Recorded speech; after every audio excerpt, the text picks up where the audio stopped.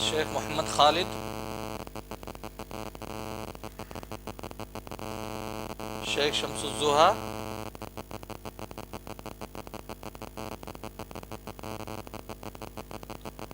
شیخ خورشید، شیخ سعود، شیخ حماد،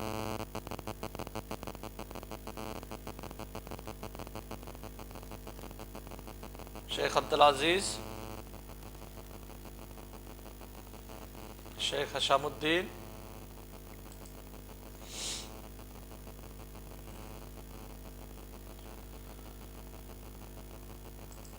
الحمدللہ رب العالمین والصلاة والسلام علی رسولہ الکریم وعلی آلہ وصحبہ اجمعین ومن تبعہم بإحسان الی یوم الدین، اما بعد۔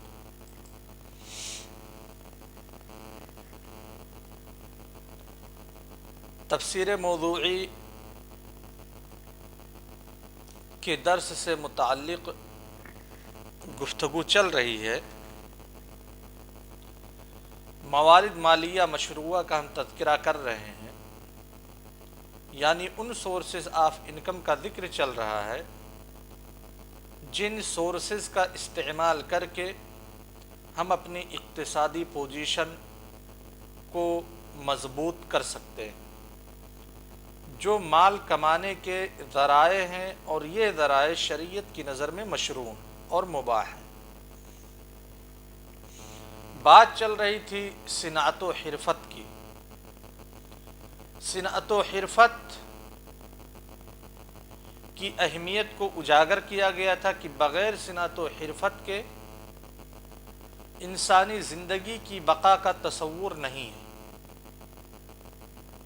صنعت و حرفت کسی بھی ملک یا کسی بھی قوم یا کسی بھی سوسائٹی کی ترقی کا راز ہے۔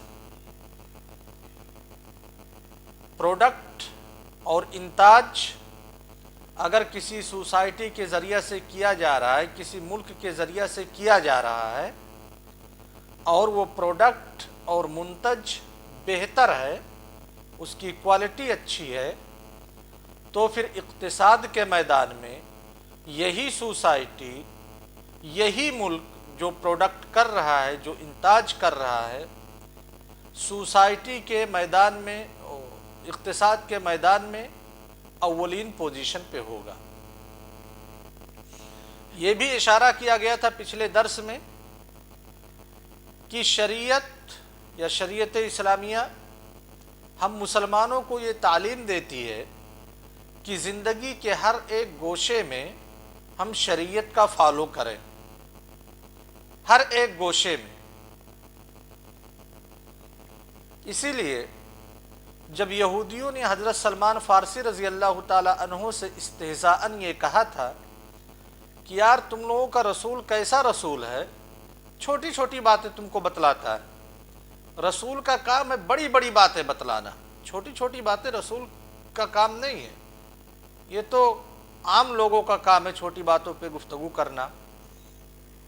تو حضرت سلمان فارسی رضی اللہ تعالیٰ عنہ نے کہا تھا ہمارے رسول کی یہی تو خاصیت ہے کہ کوئی چھوٹی سی چھوٹی بات بھی ہم لوگوں سے نہیں چھپاتے، اس کو بتلاتے ہیں، یہاں تک کہ ہم قضائے حاجت کیسے کریں، پیشاب اور پاخانہ کے آداب کیا ہیں، وہ بھی ہمیں بتلاتے ہیں۔ سمجھ گئے نا شباب؟ تو وہ چیز جس چیز کے اوپر اس انسانی زندگی کا دار و مدار اور انسانی زندگی کی بقا موقوف ہے، شریعت اس چیز میں خاموشی کیسے اختیار کر سکتی ہے۔ لہذا صنعت و حرفت کے بارے میں بھی شریعت نے ایک مطلقاً اجازت دے دی، فرض کفایہ قرار دیا کہ مسلمانوں کی جماعت میں سے کچھ لوگ ایسے ہونے چاہیے جو صنعت و حرفت سے اپنے آپ کو مشغول رکھیں، صنعت و حرفت میں لگے رہیں۔ یہ ایک عمومی حکم ہے، لیکن کن چیزوں کو بنانا ہے؟ صناعت یہ فرض کفایہ ہے، مستحب ہے، مباح ہے، جائز ہے، لیکن کیا ہر ایک چیز کو ہم بنا کر کے مارکیٹ میں سپلائی کر سکتے ہیں، اپنی سوسائٹی کے افراد سے اس کو بیچ سکتے ہیں یا نہیں؟ شریعت یہاں پہ قید و بند لگاتی ہے کہ جو چیزیں انسانی سوسائٹی کے لیے نقصان دہ، اخلاق کے ناحیے سے، ان کے عقل کے ناحیے سے، ان کے دین کے ناحیے سے، ان کے مال کے ناحیے سے، یعنی جو ضروریات خمسہ ہیں، ان ضروریات خمسہ میں سے اگر کوئی بھی افیکٹڈ ہوتے، کوئی بھی متاثر ہوتے ہماری کسی صنعت سے، ہماری کسی پروڈکٹ سے، تو پھر وہ پروڈکٹ یا وہ صنعت ہمارے لیے درست نہیں۔ سمجھے شباب؟ مشائخ، یہ بہت ہی عام قاعدہ ہے۔ ضروریات خمسہ آپ پڑھ چکے ہیں، یعنی دین، نفس، عرض یا عزت یا نسل، مال، عقل، یہ 5 چیزیں۔ اگر ہم کوئی بھی انتاج کرتے ہیں، کوئی بھی پروڈکٹ کرتے ہیں اور وہ پروڈکٹ سیدھا افیکٹڈ ہوتا ہے، افیکٹو ہوتا ہے ان 5 چیزوں میں سے کسی ایک چیز کے اوپر، چاہے وہ ہمارے عقل کو نقصان پہنچائے، تو ایسی صورت میں ہم اس چیز کو نہیں بنا سکتے، اس چیز کا انتاج نہیں کر سکتے جو چیز ہمارے عقل کو نقصان پہنچاتی ہے۔ علی سبیل المثال، شراب کے ٹھیکے، نشہ آور چیزوں کی پیداوار، نشہ آور چیزوں کو بنانا، یہ صناعت ہے یا نہیں ہے؟ لوگ اس سے مال کماتے ہیں کہ نہیں کماتے ہیں؟ جی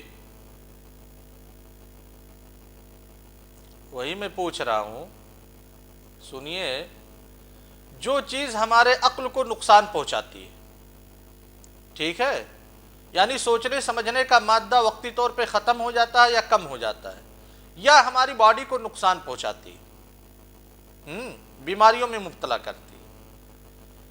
مثال کے طور پہ شراب بنانا، مختلف چیزوں کا استعمال کر کے شراب کی شکل میں تیار کرنا اور پھر اسے بیچنا۔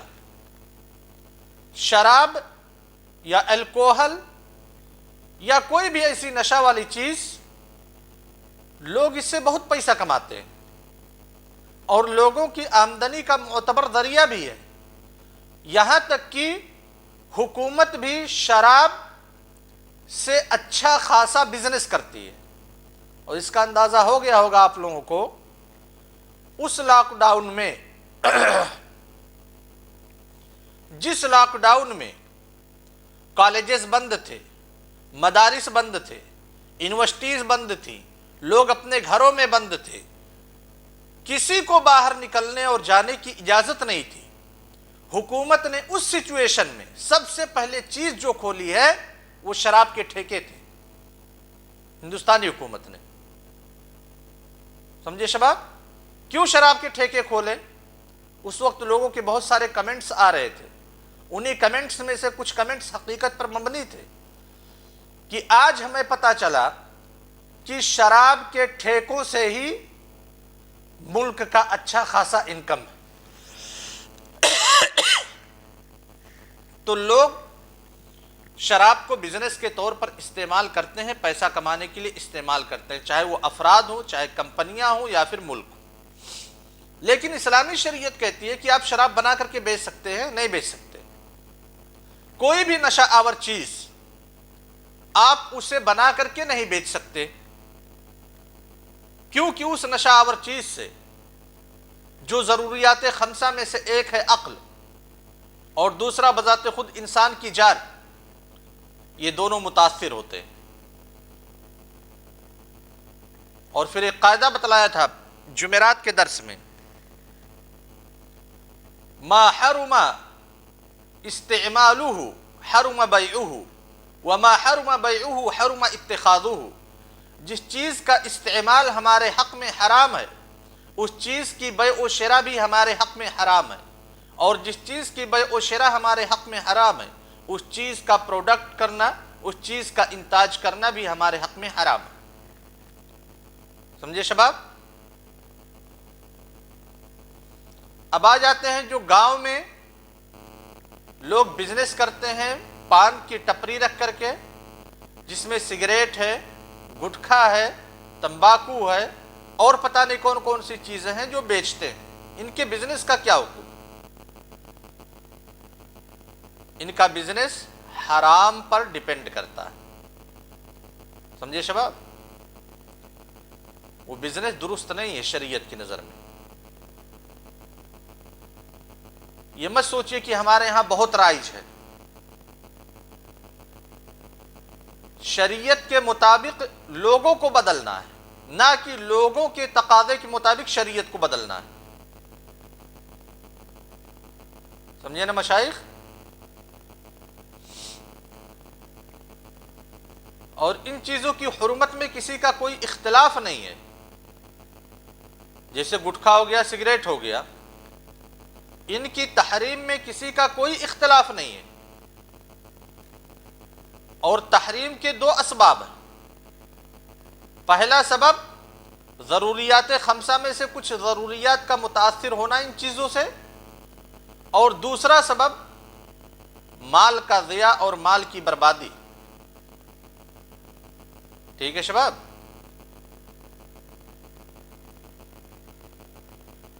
سمجھے مشائخ؟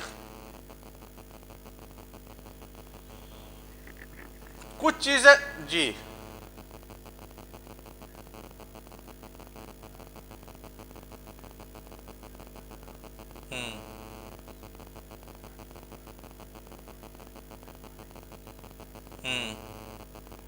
جی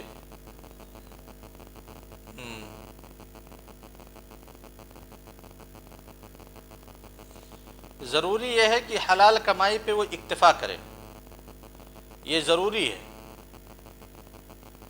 رہی بات آمیزش کی کہ اس کے دکان میں زیادہ تر سامان کھانے پینے کی ہے، لوگوں کے ضروریات کی چیزیں ہیں، کہیں پہ سگریٹ بھی ہے، کہیں پہ گٹکھا بھی ہے، تو اس کا گناہ اس کے اوپر ضرور ہوگا، حرام تعامل کرنے کی وجہ سے، حرام بزنس کی وجہ سے، لیکن اس آمیزش کی وجہ سے اس کے پورے بزنس پہ حرام کا فتویٰ نہیں صادر کیا جا سکتا۔ لیکن ضروری ہے اس کے لیے کہ حلال رزق کا انتخاب کرے اور حلال طریقے کا انتخاب کرے۔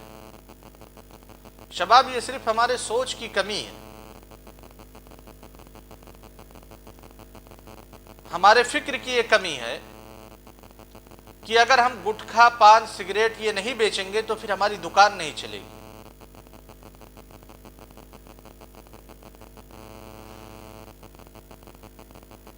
یہیں ڈمریا گنجی میں بہت سے کرانے کی دکان ایسے ہیں جہاں پہ گٹکھا نہیں بیچا جاتا، سگریٹ نہیں بیچا جاتا، لوگ اپنی ضروریات کی چیزیں خریدتے ہیں اور ان کی دکان اچھی خاصی چلتی ہے۔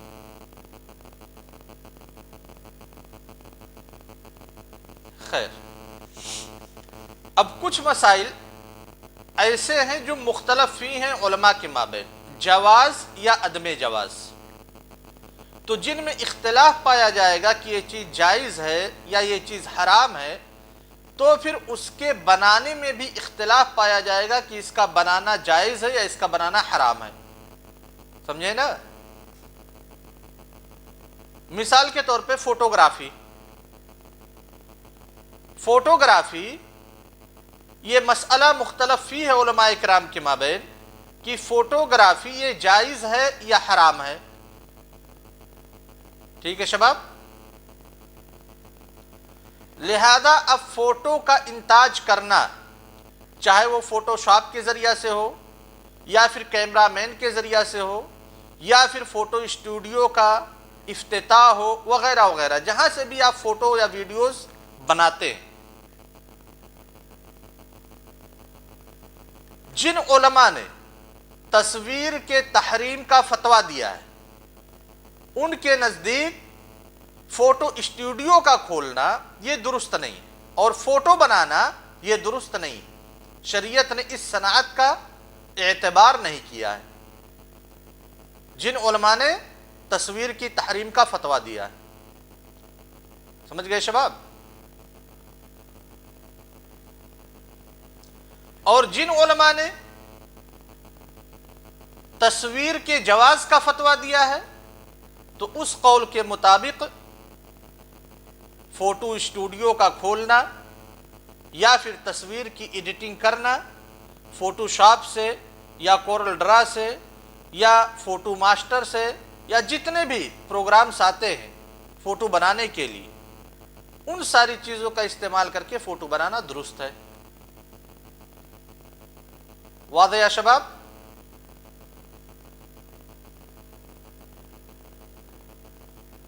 اب یہ ایک ایسا مسئلہ ہے جس مسئلے میں ہم طلبہ کسی ایک چیز کو راجح نہیں قرار دے سکتے، کیونکہ ادلہ دونوں طرف کی ہیں، جواز اور تحریم دونوں کی، اور مسئلہ کافی معرکۃ الآراء مسئلہ ہے۔ ہم چھوٹے موٹے طلبہ اس مسئلہ کی تحقیق نہیں کر پائے ابھی تک، ٹھیک ہے شباب؟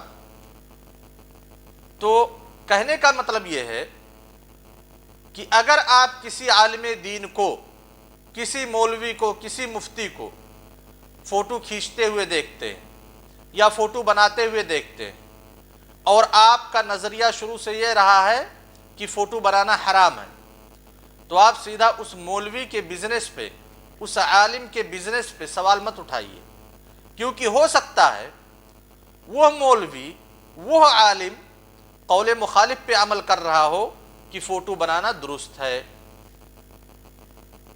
یہاں ضرورت کی بات نہیں کی جا رہی ہے، سمجھے نا شباب، کہ فوٹو ضرورت کے وقت درست ہے۔ ضرورت کے وقت تو جتنی بھی محرم چیزیں ہیں ساری کی ساری چیزیں ہمارے لیے مباح ہو جاتی ہیں، اصلی حکم پہ گفتگو کی جا رہی ہے۔ اوکے؟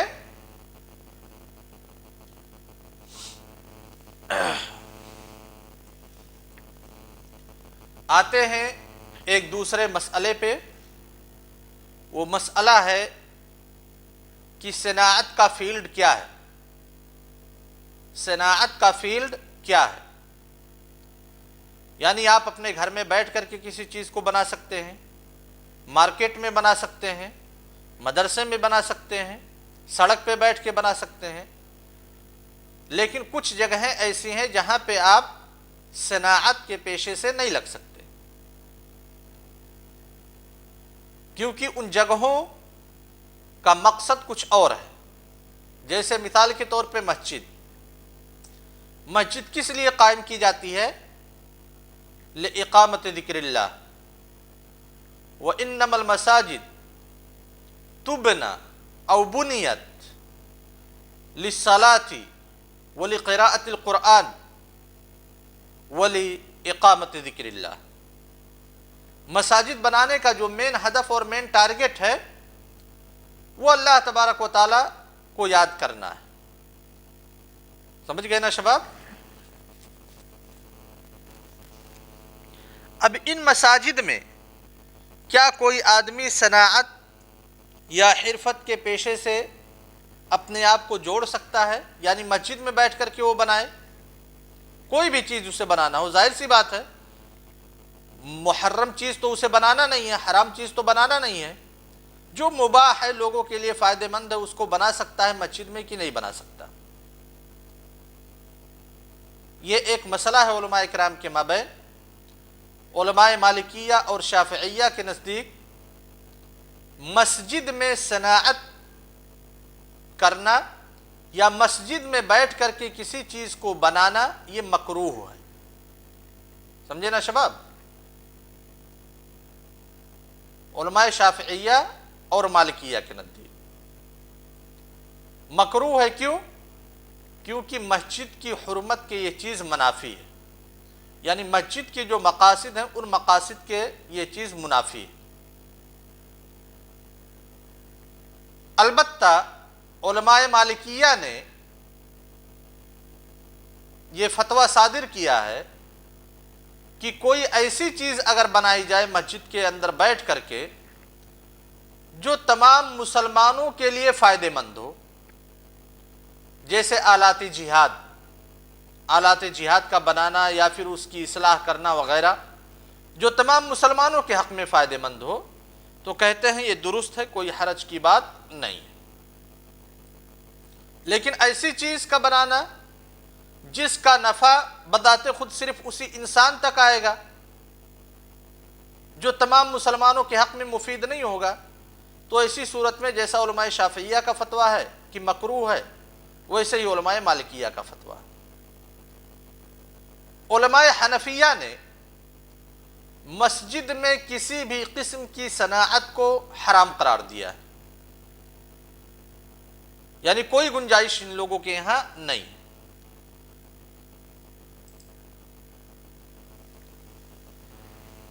اور اسی طریقے سے علماء حنابلہ نے، دراصل یہ جو ہم اقوال پڑھ رہے ہیں، علماء حنابلہ کے اقوال، علماء حنفیہ کے اقوال کہ مسجد میں صناعت کا اختیار کرنا درست نہیں ہے، یا اسی طرح سے شافعیہ اور مالکیہ کے اقوال کو ذکر کیا گیا کہ مکروہ ہے، البتہ اگر اس کا نفع تمام مسلمانوں کے لیے ہو تو مالکیہ کے نزدیک جائز ہے۔ یہ اصل میں اختلاف واقع ہوا کہ اللہ کے رسول صلی اللہ علیہ وسلم نے مسجد میں بیع و شراء کرنے سے منع فرمایا ہے۔ ٹھیک ہے شباب، مسجد میں بیع و شراء کرنے سے اللہ کے رسول صلی اللہ علیہ وسلم نے منع فرمایا ہے۔ تو بیع و شراء میں کیا ہوتا ہے کہ سامان دیجئے اور پھر ثمن کو لیجئے، تو بیع و شراء کا جو مقصد ہے وہی مقصد صناعت کا بھی ہے۔ اسی لیے علماء حنفیہ اور علماء حنابلہ نے کہا ہے کہ مسجد میں جس طرح سے بیع و شراء ممنوع ہے، اسی طرح سے صناعت بھی ممنوع ہے، اور یہی چیز راجح معلوم ہوتی ہے۔ واللہ تعالی اعلم بالصواب، وصلی اللہ علی نبینا محمد وعلی آلہ وصحبہ وسلم۔